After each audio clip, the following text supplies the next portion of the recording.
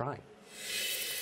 Well, the academy has leaned left for a long time, but at many schools that tilt is becoming monolithic, utterly monolithic. A new report looked at the faculty at more than 50 top liberal arts colleges and found that if the service academies are excluded, Air Force, Navy, Army, registered Democrats outnumber registered Republicans more than 12-1, and much more than 12-1 on some campuses. The higher up the food chain you go, the more unbalanced it becomes.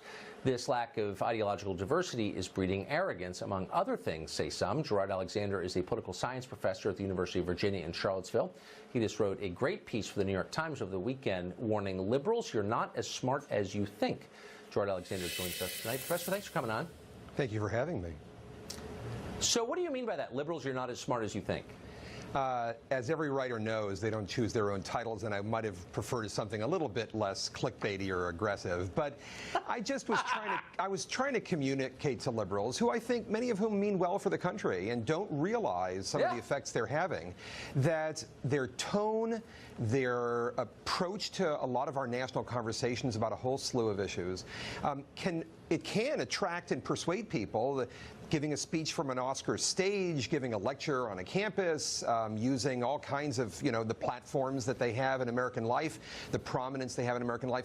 There are times when that can be used to set an example, to educate, to attract, to lend celebrity and credibility to points of view.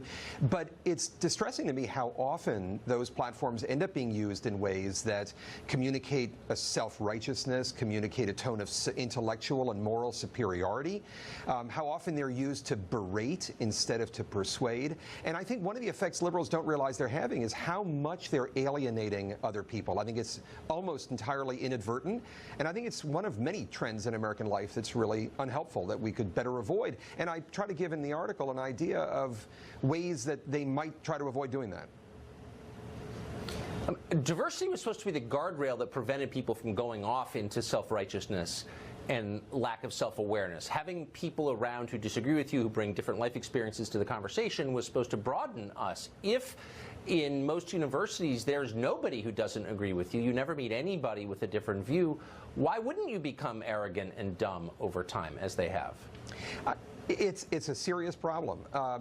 Liberals have been such great forces in modern American life for bringing certain kinds of diversity to the table and being enthusiasts about that. And who doesn't think America has benefited from more African American faces, more Hispanic voices, more women in prominent positions? America has benefited intellectually and other ways from that.